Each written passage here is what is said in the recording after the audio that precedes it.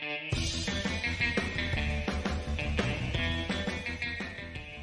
everybody, welcome to Myopia Movies. I apologize for the frog in my throat. I can promise it's not on the episode, just in my intro. Welcome to The Lady in the Water as we continue our M. Night Shyamalan month. M. Night Shyamalan... M. Night Shyamalan on Lady in the Water. Don't worry guys, we've got plenty more here to do. And we're having a little fun here, aren't we? I appreciate you guys for sticking with us, and I thank you for recording, or reviewing, rather, sharing, and doing all those things you do to make us more popular. Thanks, guys.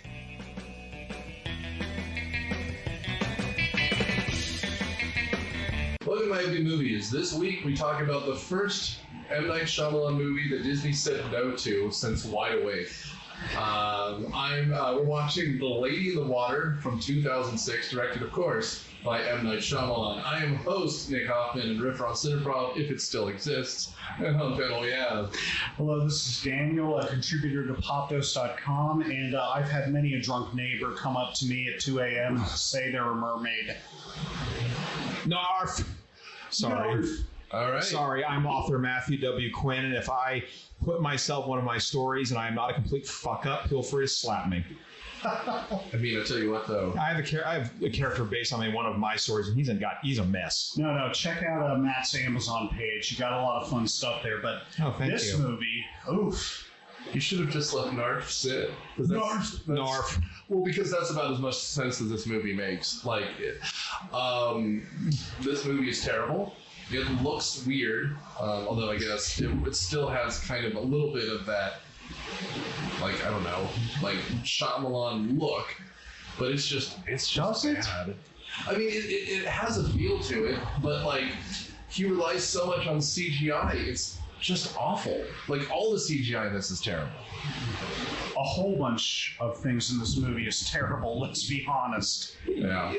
This is probably the first M. Night Shyamalan movie I skipped because the reviews were bad. I guess I was finally developing a sense of taste after about a decade because it just sounded so bizarre. I'm going to stop everyone right here. Matt has a sense of taste. Yeah, no kidding. We're going to make you watch The Guyver again. Oh, boy. And then Spawn. Oh, I didn't like Spawn, so never mind. There you go. This is, I mean, probably worse. I mean, The Guyver's not a great movie, but it's not this bad. This is bad. I didn't see this one in theaters. After The Village, I said, I'm done.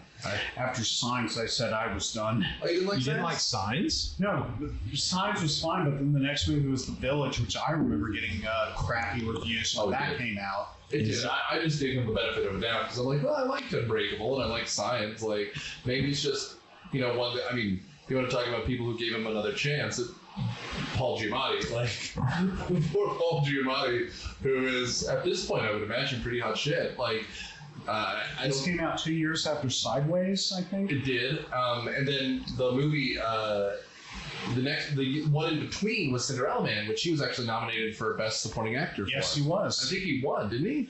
He didn't win. Yeah. And he'd already been Harvey Pekar at this point with American Splendor. Like, this is him as kind of indie darling Paul Giamatti. I like Paul Giamatti. He's just not given anything to do other than stutter. Yeah, I liked him in this movie. I thought he did a good job, but we'll get to that. Yeah. He didn't do a good job, but that's because he was handed some really bad material. He tried his best. I don't even know. Like, and this cast is so wasted. Like, there's some good people in this. I mean, Bryce Dallas Howard, I don't think... this movie has finally convinced me she's not a good actress. Was this her first movie? It's possible. She was in the... She was in The Village, which I thought came out earlier. Yes, you're right. The Village came out before this.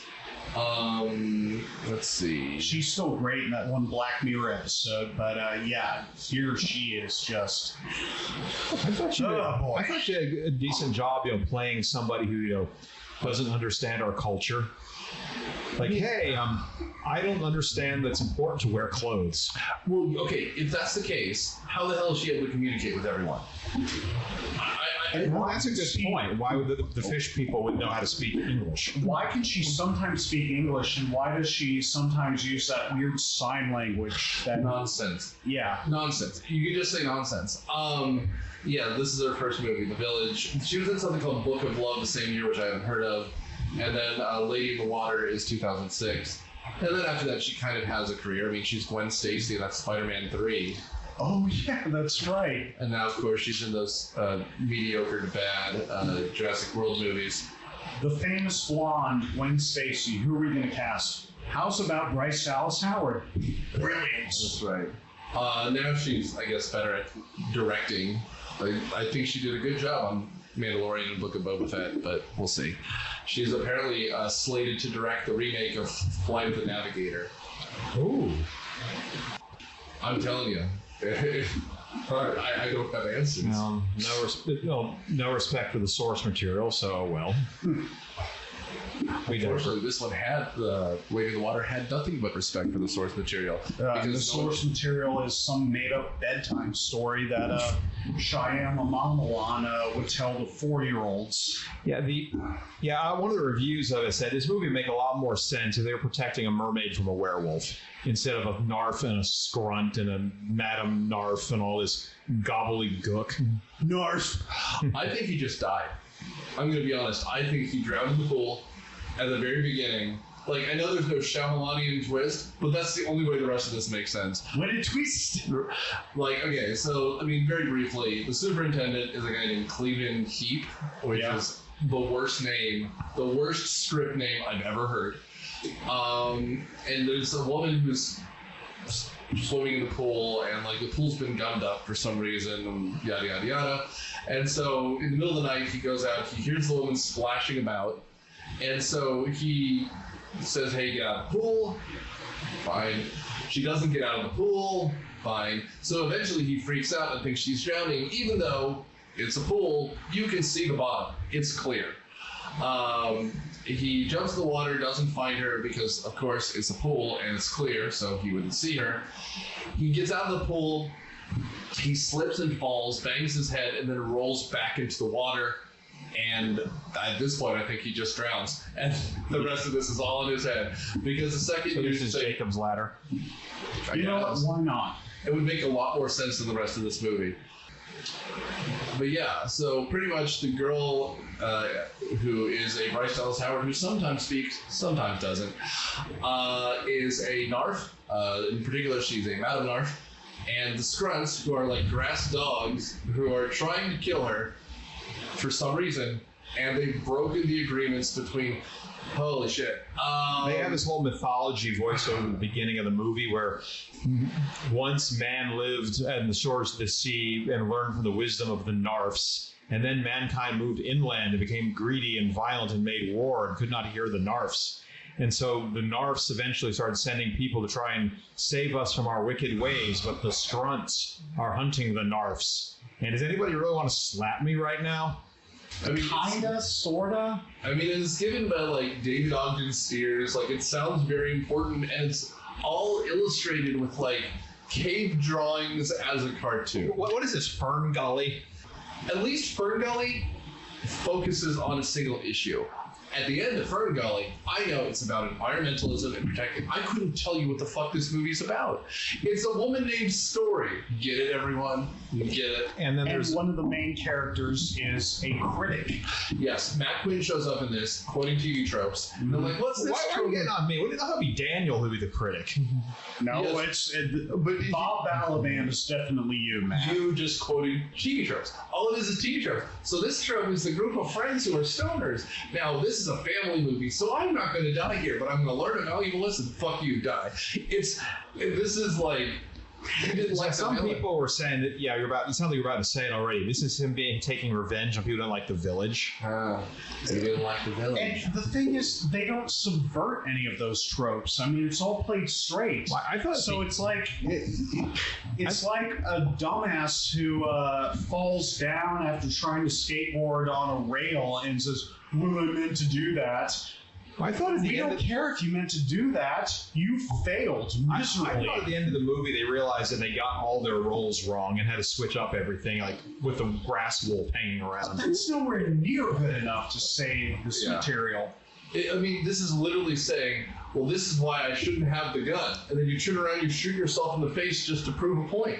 Like, you really, because like at one point, then he goes, well, it's like people who just explain their emotions in a rom-com, or people who stand in the rain too long to have a conversation. No one would just stand in the rain. And then at the end of the movie, they're just standing in the fucking rain. And guess what? It doesn't mean anything. He's right.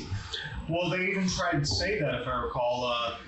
Paulie G is like going, oh, well, it's a symbol of purification and rebirth. And then Bob Balaban's just like, no, it's not. It doesn't mean anything. And Paul Giamatti is trying so hard. I don't know if it was his choice or M. Night. I'm going to assume it was M. Night who said you should have a stutter. So he's got this horrible, like, stutter going on. And you're just like, I want to know what it was like to be an actor in 2003. And M. Night Shyamalan is shopping around scripts. Like, it must have just been a free pass. Because, like, obviously you told the Bruce Willis story, right? And then, I don't know, I guess Bruce Willis liked working with him because he was in Unbreakable just the next year. And Unbreakable also has Samuel L. Jackson in it. Like, it's got a good cast. Yeah. And then you jump from Bruce Willis to Joaquin Phoenix and Mel Gibson. And yeah, I know Mel Gibson and, Sugar Tits and all, but he's an incredible actor. He really is. And the script isn't great, but he sells the hell out of every second of that thing. And so, I mean, and again, The Village isn't great, but it has an incredible cast in it. And so, like, by this point, Paul Giamatti is just 3 years too late, and he's dealing with it. But it's really something. This movie is just something. Also, this is meant to be a subversion of tropes, and why is there literally a character that's college woman who fucks? That's true. Or at least goes to parties a lot. Well, she's fucking. Let's be real here. Well, like you're skipping the best part, which is that the main character, other than Cleveland, he is Story. Her name is just Story. And that's fucking stupid. I don't care. It gets even dumber when they reveal M. Night Shyamalan's. Yeah, he makes himself a major character in this one, or at least what you called it, a featured player or something. He is the star, baby. Like, he is the featured player of this cast. And I believe, in fact, we pointed this out. Stay tuned next week when we do The Village. But like The Village, they call them the players in it, and so he's the most featured player of all of this. And he is such a non-entity, but apparently he's the worst actor. I'm sorry, like. In The Village, his cameo is a reflection. He's holding up a newspaper, and you see him, he talks for 4 seconds. In this, he has pages of dialogue. Paul Giamatti is sitting in his trailer, and his acting partner for the scene, most of the time, is a woman who's silent and M. Night Shyamalan. Mm-hmm. I'm working with Night Shyamalan again. Oh, jeez. So Paul Giamatti is a grown-up Morty. Is that what you're implying? Well, that's kind of how that's not an implication. That's who he is. He is. He has it, like, what he's good at is his voice breaking and just kind of going for it. Oh, jeez. I don't like Merlot. It's bad, Rick. And then all you have to do is make it 25% more New England. Mm-hmm. That's all it is. Like, because he's from New England. Morty, get the rifle. There's a scrunt. Morty. Well, and I wonder... I mean, like, Cinderella Man is Ron Howard, so it has no texture, but it's fine. I like Cinderella Man. I've never seen that movie. It's fine. I mean, it's Renee Zellweger, it's Russell Crowe. It's an Akiva Goldsman script, so it's fine. Oh, it's about a boxer. That's why they cast Russell Crowe in it. Yeah, he's a fighting. Making movies, making songs, and fighting around the world. But I mean, like, Alexander Payne's Sideways, it's just like, can you imagine going from working with Alexander Payne? I mean, Ron Howard is not a great director, but he's a good director. He's a competent director, right? To going to M. Night Shyamalan, who's like, I wrote the script, I'm producing it, and I'm directing. Oh, and I'm starring next to So he's like a somewhat less skilled version of Kevin Costner. Well, I mean, Written by, directed by, and starring Kevin Costner for the greater glory of Kevin Costner. I'm kind of offended that your immediate go-to was Kevin Costner, as opposed to Orson Welles. well, I was going to say his favorite, Alfred Hitchcock. I know Alfred Hitchcock would co-write a thing, but like that's who he wants to be. Very clearly, he wants to be Alfred Hitchcock. What was the last thing Costner did that was any good? I heard Open Range was good. I just never got around to seeing it. And I liked the Superman movie. Oh, yes, he played Paul Kent. I mean, that's believing in your rhetoric when you tell Superman not to use his powers because people will find out what he is, and you let yourself die. That was a stupid, stupid death. Because who's going to see him? Who's going to see him in a tornado? No one's going to see him. Like, what?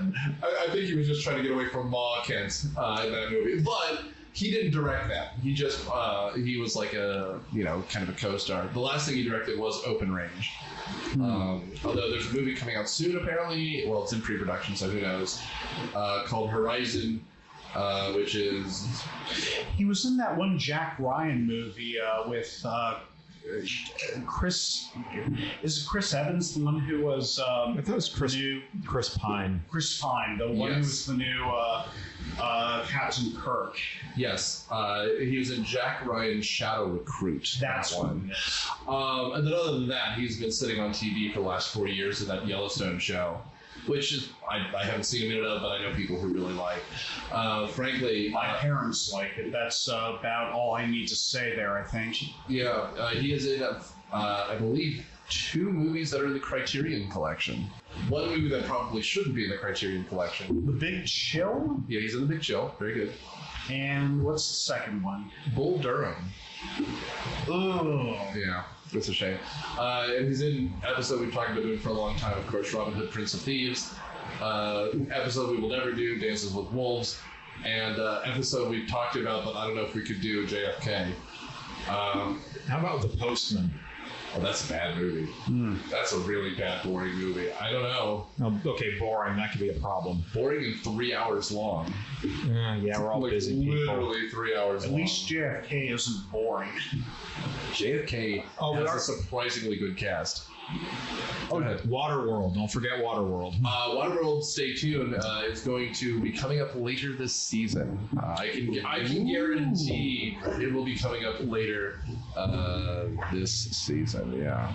There we go. So, where are we in this movie at this point? Other than explaining, the very beginning, very quickly, Story starts getting injured because of the scrunts, which are like grass dogs that can lie perfectly flat, so no one sees them. Unless you look at them in a mirror and then you can see their glowing red eyes. That's a whole scene later. And no one seems to notice that a middle-aged apparent bachelor has got what to any outsider looks like a stoned teenage runaway half his age living in his house, wearing only a shirt. Yeah, this is weird too. And again, it's an apartment, no one knows each other. Well, but okay, so they're living in an apartment complex. It's kind of, it's not really well defined actually in some ways, other than it has a very oddly shaped pool. But the superintendent doesn't live in the building. He has a weird, very outdated house on the far side of the pool, which seems to be in a field barely linked to the thing, right? Like every building that I've lived in that has a superintendent has either an office that the superintendent lives in, or they live in the building in another apartment. Now, see, I thought this was like the Florida Project, where this is a motel for homeless people. It seems like a lot of eccentric and weird people live in here, And everyone's a writer, because I guess everyone's a writer. Yeah, you've got the Asian party girl and her mom who can't speak English. You got the 5 potheads who talk philosophy. You've got the Hispanic family with the 5 daughters. They're important later. You've got M. Night Shyamalan and his sister. It's like a bunch of colorful people help the stuttering superintendent save the mermaid from the werewolf. Yeah. It sounds better in concept. I don't think it sounds good in concept either, but it does sound better. You're right. And I guess we should kind of get into a little bit of who some of these characters are. That's funny. You're implying this movie has characters. Oh no, I mean like my wife walked into the room and then walked back out. For example, Freddy Rodríguez is Reggie. He's decided to work out only one arm. That's his character. That's it. It's done. He sprouts a bunch of scientific method, high school level, to try and prove why he's doing this. Jeffrey Wright is in this movie. As someone who likes crossword puzzles, that's it. And then somehow, through the crossword puzzles, he's able to divine answers to her questions like he's reading tea leaves. And that, my friends, is fucking stupid. Not nearly as... I can predict the future through Wordle. I don't know about you. I mean, what's even worse is his son, who's played by Noah Gray Tabby, who's from Heroes, if you ever saw Heroes, who somehow staring at a bunch of cereal boxes can read her fucking mind, and I was like, I was going to say I missed something and I should rewind, but I'm like, I can't watch this anymore. I don't want to rewind. This is incredible. The way of the Sith demands unflinching communion with pain. Do it. You know, seeing a guy just randomly be obsessed with cereal boxes, I half expected Jerry Seinfeld to show up. It's just, I mean, although you do bring up a good point. If there was any levity here on purpose, it would have been about a movie. This movie is so, like, grim and bleak. But you know what? Like, there's nothing going on in this movie. There's no tension. There's really no villains. It's just Bryce Dallas Howard shows up, and we're never given a reason why everyone in this apartment should care. Oh, and by the way, they don't. We don't. At least we don't get it, because at the very end, an eagle fucking shows up, and then we smash the credits. Like, the movie's like, oh, they're gonna ask questions. We better get out of here. Run, M. Night, run! Like, it just is. And of course, the final shot is POV view from the pool, which is artistic, I guess. Here's the thing, man. When Roger Deakins was shooting your fucking movie, you can pull off shots like this. You can't pull off shots like this. There's, like, everything is crowded. Like, it's just so bad. I don't... Oh my god, this is so bothering me. But we did it. We're here. Okay. Good. Who is this guy? Christopher Doyle filmed this. Holy shit. He did Hero. He was the cinematographer for Hero, 2002 Jet Li Hero. Oh, okay. That's a much better movie than this. Yeah. It also looks better than this. I love the cinematography. How did he do this? The only thing that they did the same as the color scheming. Jesus Christ. That's bad. Oh, that's bad. Anyway, I mean, this movie's impossible to go through beat by beat. Like, I literally could not tell you. There is so much kind of paint by numbers Chekhoving going on here. Like, they set up a bunch of Chekhov's guns, you're gonna fire later. Everything is set up so there's no like ass pulls later. Yeah. But I mean, it's so obvious they're setting stuff up to be important later.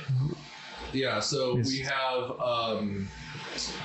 Night Shyamalan, like the opening is we're getting introduced to some people as like Bob Balaban's character, whose name I forget, is it Faber? Mr. Faber? Something like that. He's going to be the critic for the local paper. Which, I'm sorry, like, Philadelphia Inquirer is a thing. You pay the rights to say Philadelphia Inquirer. We know you're in Philadelphia. You never leave Philadelphia. Oh, the glorious days where papers had full-time movie reviews. Well, they immediately make fun of that. Did you notice that? He goes, I'm going to be writing the books and movie reviews for the local paper. Because Bob Balaban, who can be very funny, is not allowed to emote at all in this, except for when he screams for half a second. And Paul Giamatti goes, "Are they flying out for that?" And he goes, "Yes, they did." Okay. Because you would not need to fly someone out for that. You could read books and watch movies anywhere in the country. This and then movie is like in 2006. It's like trying to land punches against critics of Shyamalan. Nick called it at one point M. Night Mumble On.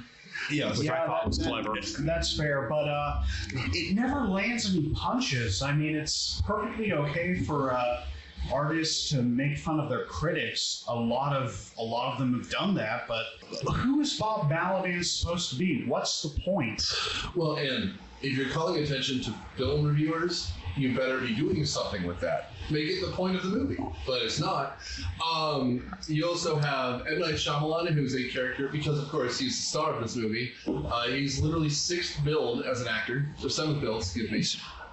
He's living with his sister, Anna Rand, who is played by Sarita Choudhury. Yeah, she's having fun with her part, but his whole point is he's too unconfident to write his book, and then story reveal his manifesto.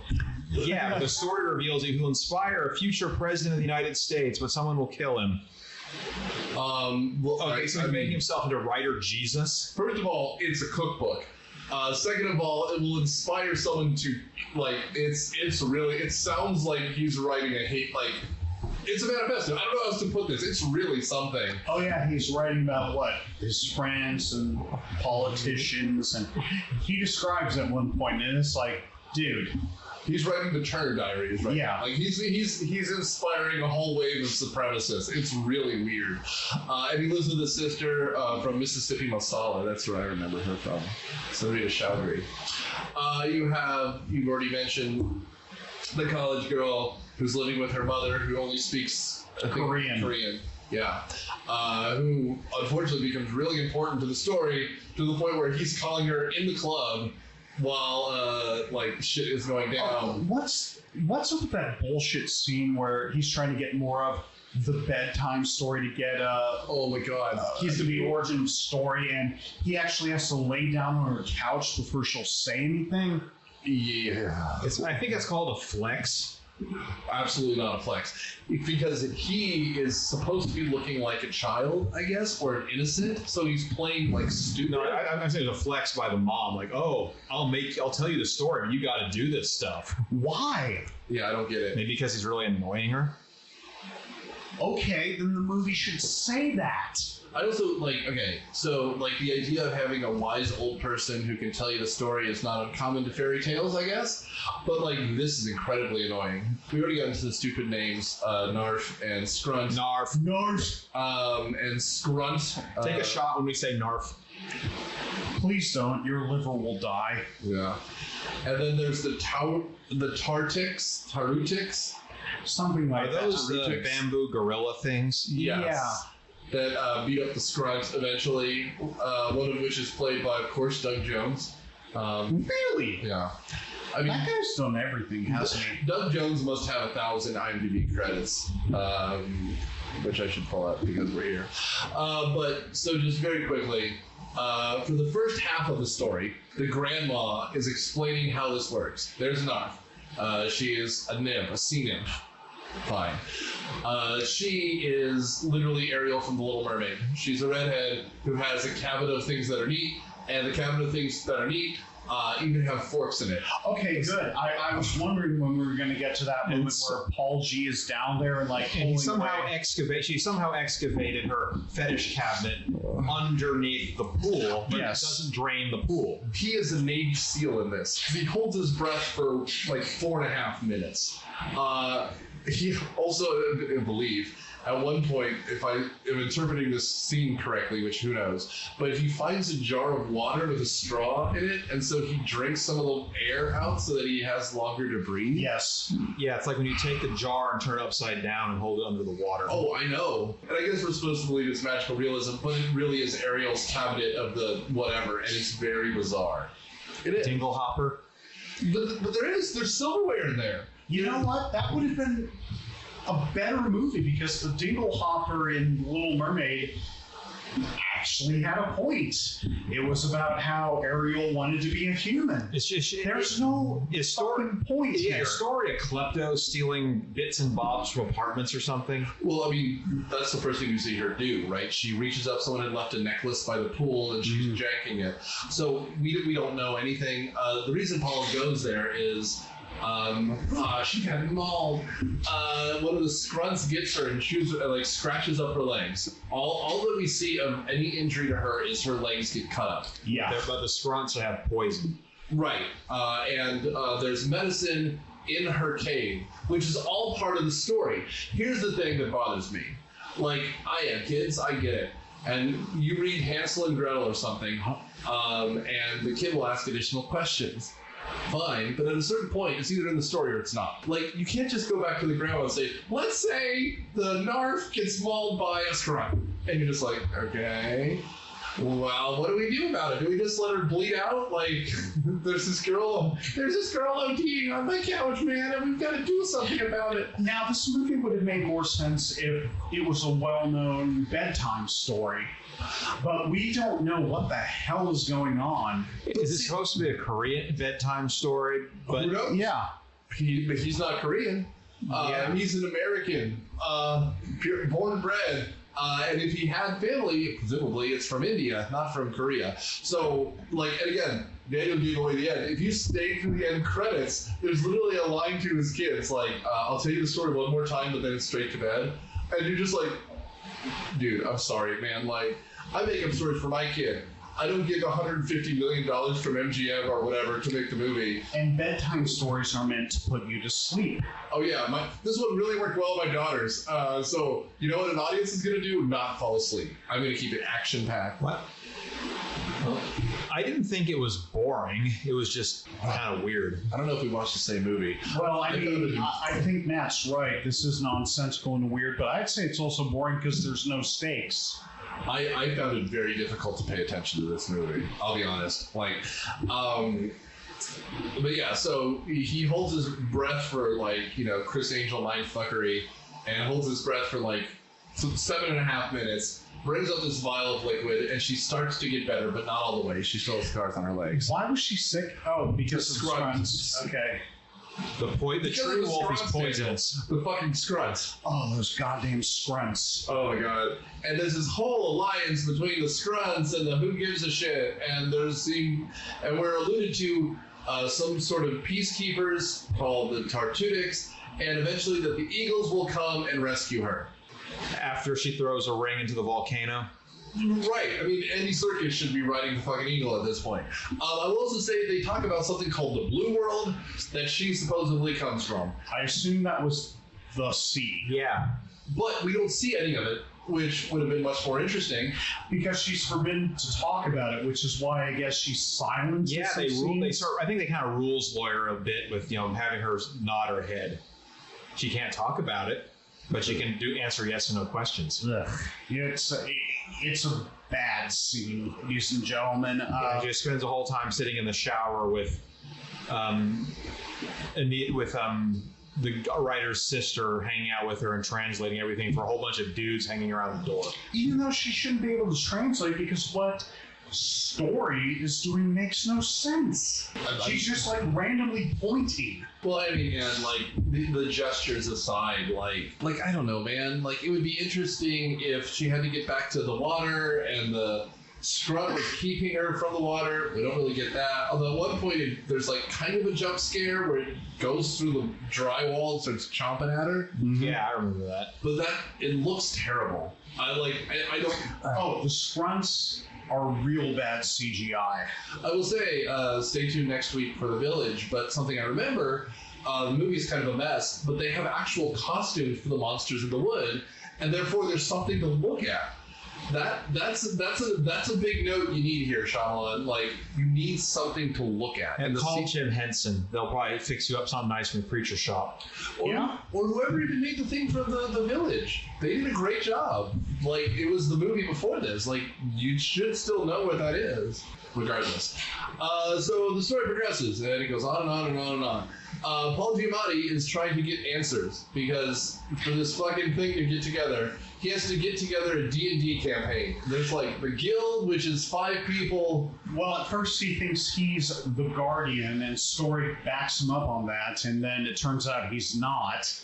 So he has to find like the guild and the translator? Yeah, the D&D. The symbologist, I think. Yeah, the D&D party analogy makes sense. Well, because you have a guild who's supposed to be 5 people who are just standing around and hanging out, and he keeps going to the film guy and going, so what's this trope all about? And he's like, are you kidding me?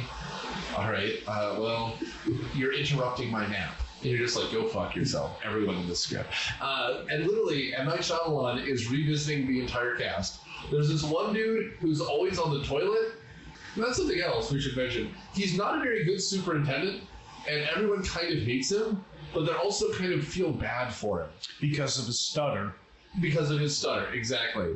And like, so there's this one guy, he's like, he goes to the guy's apartment to fix a broken toilet, right?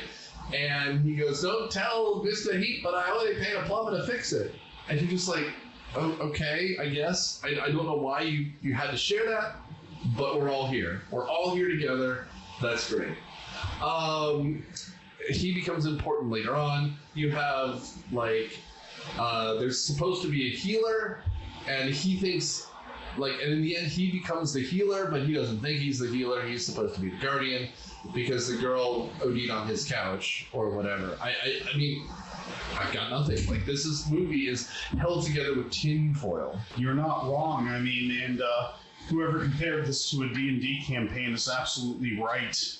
Meanwhile, like, she's, like, doling out this wisdom to people, kind of, right? And, like, she doesn't really do anything. She's just in the shower the entire movie. I want to know why after the village.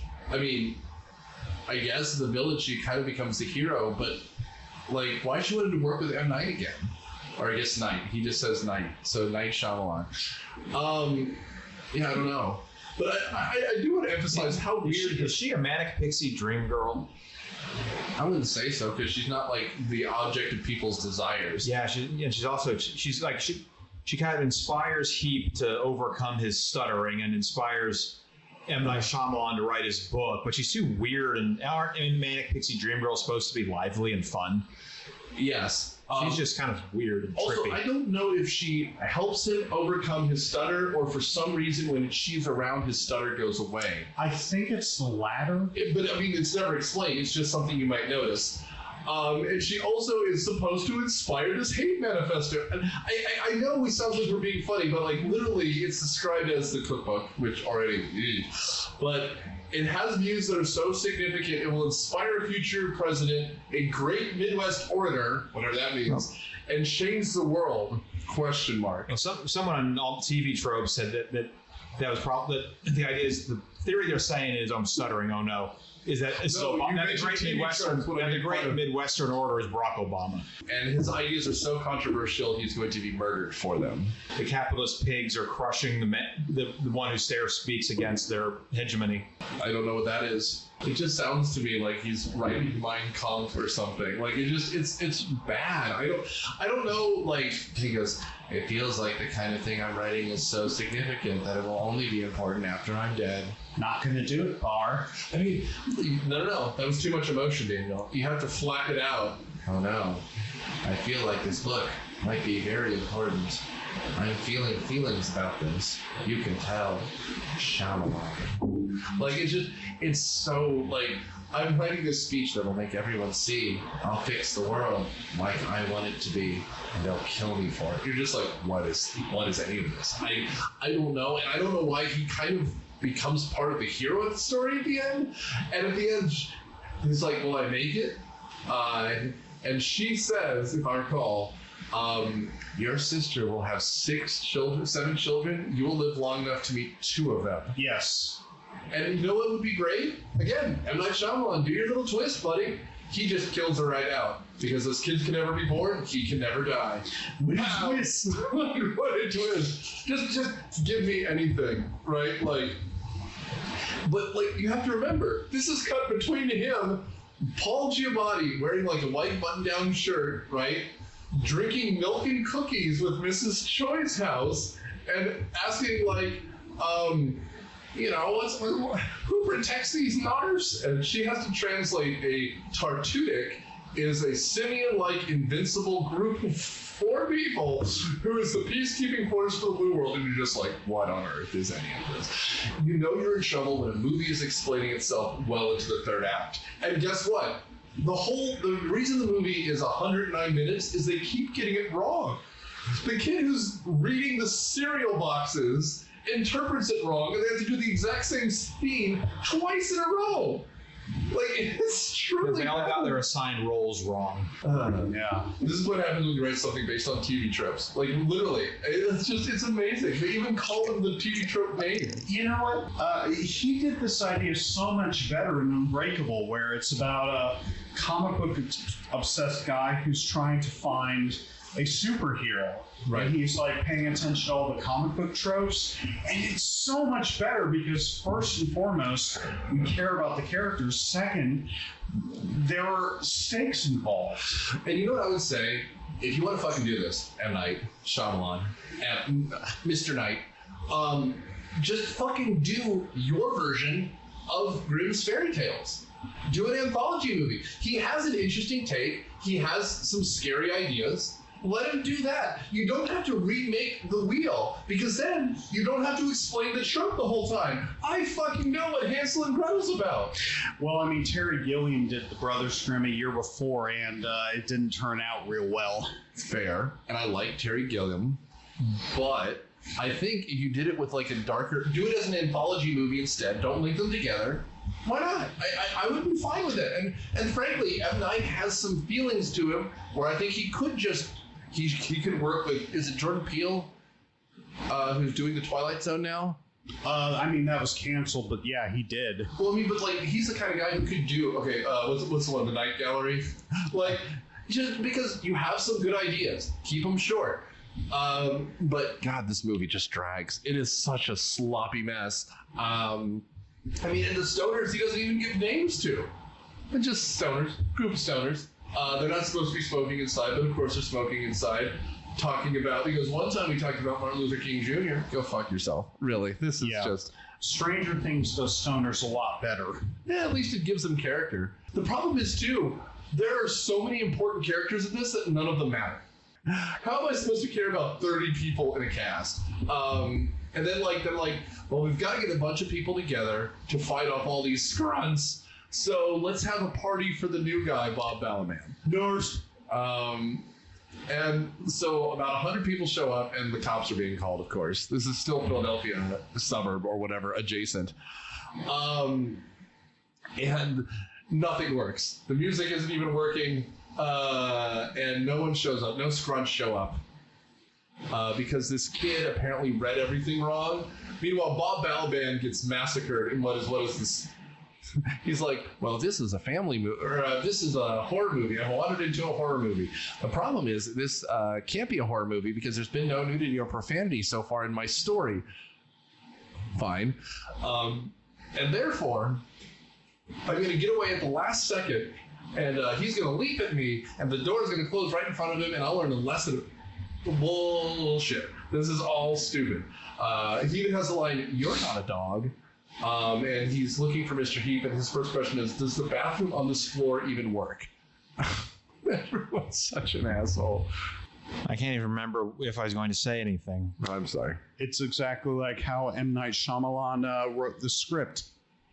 Yeah. I can't remember if I said anything. I mean, at this point, in The Village, I liked The Village, but you can see the rot starting to set in, like the middle drags and the twist. The more you think about it, the less sense it makes. Right. This one, you got to have someone in your group who's going to tell you you're not doing you're about to do something stupid. But I mean, okay. Because no one is telling him no anymore. Well, except for when she's dying on his floor, which is funny, which we're kind of almost to. But at one point, the great Jeffrey Wright, who has dick all to do in this because he just likes doing crossword puzzles, they think he's a symbologist because he's doing crossword puzzles. And then he figures out, no, it's my son who's going to look at a bunch of cereal boxes like it's fucking Seinfeld and interpret them, and then he does it wrong. He gets mauled by the scrunt, so he figures out that he's not the guardian. And then the next night at the party, he turns out that Faber's tropes are wrong because he's the film critic, and therefore he has to be wrong. Of course. and it costs him his life. He's so wrong. He's the only fatality in what I think is supposed to be a horror movie. I could not be sure. And before he dies, he's talking about, well, it's an annoying background character gets killed to build sympathy. It's like, who talks like that? And who assumes that, oh, I'm the loser in the story? Yeah, no one. It sounds like he did think he was the loser in the story. He did, but it made no sense. Yeah, like no one looks up and he goes, am I a loser? Well, I guess except for Disney's the kid. I grow up to be a loser. Thank you, Spencer Breslin. You've summarized your career. Oh, come on, that was good. Yeah. Maybe a little. Yeah, maybe a little. Anyway, he deduces that the guild is eventually the Seven Sisters, and that 2 men have to be present, including the Guardian, who's my workout boy, and that the healer is going to be he. That's how it all ends. We do it a second time, and he goes, the only way you can heal this woman who's been mauled on the floor. And everyone, at this point, people are like, holy shit, someone should call the police. Bill Irwin is like, Bill Irwin, who plays like a washed out vet. I don't know what his role is, but he's super intense. Eventually it's like, you have to call the police. I wanted to believe in something more than anyone, but it turns out you're just a fucking loser, and we need to get out of here. Yeah, the scrunt is shot 700 times by the Philadelphia police, and at the end of the movie. How does one explain this to the police? Hey, 911, a narc has been mauled in their legs, and it might be a scrunt, and if you could send animal control over... Dog bite. No. How do you explain Bob Balaban's murder? Oh, I'm sorry, a feral animal got into our apartment complex and tore this man apart, presumably. But we don't even cut to that. There's no response. I don't even know if they know he's dead by the end of this movie. It's not even referred to once. They'd called animal control already, and they just said, oh, just keep an eye out. Well, yeah, but no one acknowledges the fact that one of them has been murdered, mauled to death. You'd think someone would have paid attention. Anyway, the story prepares to depart eventually, because like at this point, she's super dying. But she can only be healed if the healer talks about his past. And at this point, we get the story of how his family was all killed. He was a famous doctor, and they were murdered, and every night I dream of you, and I see the face of God, and you're just like, I mean, fine. Paul Giamatti is selling this stupid speech, but this comes out of nowhere. Mm-hmm. It's not a twist. It's just incredibly sad. And you know what you should do? Set it up earlier. I think they did mention the dead family earlier because Story was reading his journal or something. Fair, but like, I guess the stutter is supposed to represent his grief. But like, there's so much of this that would be easier if he always had a picture or he had a locket on him of him and his wife. If there was something that showed he was constantly in pain about this, except for the one scene. And again, Paul Giamatti sells that scene. I don't know what he even had real tears. He did a good job, Paul Giamatti. But like, so much of the rest of this just feels like it's empty. It's really just empty. I can't imagine his daughters thinking this is a good story. No, I can't. I can't imagine his daughters, like, you know, it's one of those movies. You ever see a movie? Oh, you were there for it, Daniel. We talked about this. In Triple X, when the stuntman died doing a stunt, and they dedicated the movie to him. Yeah. You never want to be dedicated to a movie, except for maybe The Dark Knight, when they dedicated The Dark Knight to Heath Ledger. That one is a good one. But the rest, it's always bad. Like, at the end, Dad, you don't need to dedicate movies to us ever again. You're fine. You're fine. But, I mean, again, Paul Giamatti desperately calling up the memory of his dad, the commissioner of baseball, dying of a heart attack or something. Like, he's really selling this scene. And it's just like, oh, I don't want you to die from a scrunt attack. And you're just like, guys, give the man words to say. And that's why a Grimm's Fairy Tale would be better. Because you could just say Big Bad Wolf. And she got mauled by a wolf. Yeah. That's a word. Like, those are words that people say. And I'm sorry, Academy Award nominee Paul Giamatti saying scrunt, narv, and tartutic. Just, it doesn't sound like anything. And she's going to be turned to the Madam Narf, even though she looks like she's 15. I mean, she's 25 in this, 30 in this, but the way she looks younger than the actress is. Well, and I will say too, by the end of this scene where she's like, she looks like E.T., like she's gone all pale, her hair's gone white, like the infection is spreading, and he's holding her like, I see the face of God. Oh, is the little boy going to start talking about the man in the moon now? There you go. Yeah. And then, I don't know, the animal control guy comes through the window in a spacesuit. Dude, if it ends with just them like shooting the Narf, like tranking the Narf, fine. I don't know. Because at the end, like a bunch of people with pool skimmers are like shooing away a Narf, a scrunt. Jesus, these words. And the eagle shows up at the end, and we're the eagles are coming. Right. And then we're filming from the bottom of a pool, like it's. Oh God, what's that fucking movie? This Is How I Died. The old Hollywood black and white movie. This will I don't know. That Philadelphia Story. Anyway.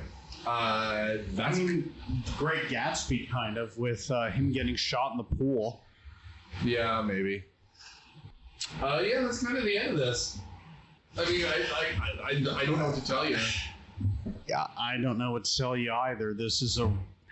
Jodorowsky would have watched this movie and would have been like, dude, you're being too... Awful. You're being too surreal. Scale it back a bit. Surreal, that's a good word for this. No one can follow what you're doing. Well, but like, the other thing is, you're right, but it would be more interesting if he got pulled more and more into a fantasy world, right? Like, if more and more weird things were happening, if the blue world was leaking out or something, if like all of it started to fall apart, it would be more interesting. But instead, we just don't like it. Then when the movie ends, I guess everyone's back to where they were before. We don't know. It would have been more interesting if everyone woke up and couldn't remember anything. Or I don't know what, he suddenly wakes up in the hospital room after someone yells clear. Right. Like he wakes up and he's like you said, full of Jacob's ladder, but like he wakes up and Faber, the new guy, is pulling him out of the pool and like, or something, right? And he regains consciousness at the last minute. Or it turns out that Bryce Dallas Howard is Faber's wife, right? And she's giving him CPR. And that's why she's in the dream. It's because she's the one actually rescuing him. Done. We fixed your movie. Fix your stupid movie. I don't know. I hate this movie. This is bad. Yeah. Is this where we give our final judgments? Yeah, go ahead, Matt. What was your final thoughts? My blog draft currently says 7.5 out of 10 because I didn't hate it like these two did. But again, surreal is the right word. Luckily, it's relatively short. I mean, maybe see it once, but maybe not. I mean, it's so weird. And that's 7.5 out of 10. I mean, maybe I'll knock it to 7. Maybe I'll knock it to 7.0. I'll have to review it again. Yeah. I mean, it's not, the blog post isn't going to come out until this episode comes out, so we'll see. No, Matt, 7.5 is too generous. This was really bad and really incomprehensible. I mean, I don't know what the point was at the end of the day. Why does this movie exist? What was it trying to convey? And I guess I kind of get the emotional feelings about, oh, well, it's a bedtime story I told to my kids. That means a lot to people, but that only means a lot to that individual family. It doesn't mean anything to a wide audience. I'm really surprised that this got greenlit. This was really bad. Again, what I said earlier, you need someone to tell you no. Yes, you do. Yeah, I mean, my thoughts on this. I think it's, since you're sharing your ratings, I think I gave it a 1 out of 5 on Letterboxd. So did I. Yeah, like, just to me, there's nothing here. Like, and that 1 star is really for Paul Giamatti selling what is a terrible script. Like, this movie, I talked about the CGI and it looks bad, but like, this movie has no weight to it. Like, the soundtrack isn't even that good. And it doesn't stick to anything. So like, I can't even, and it's definitely not a seeing is believing. Just skip this movie. It's bad. Like, and you know, for Matt, if the 7.5 is see it once, I'm saying 1 star. Don't see it. It's definitely not worth it. It's not worth the $3 or $4 you'd have to spend to rent this on Amazon. Anyway, we're out of time. We're gonna go eat pizza. But next week is an episode that is on The Village, a movie that has its flaws, but it looks so much better than this, and has generally a better cast.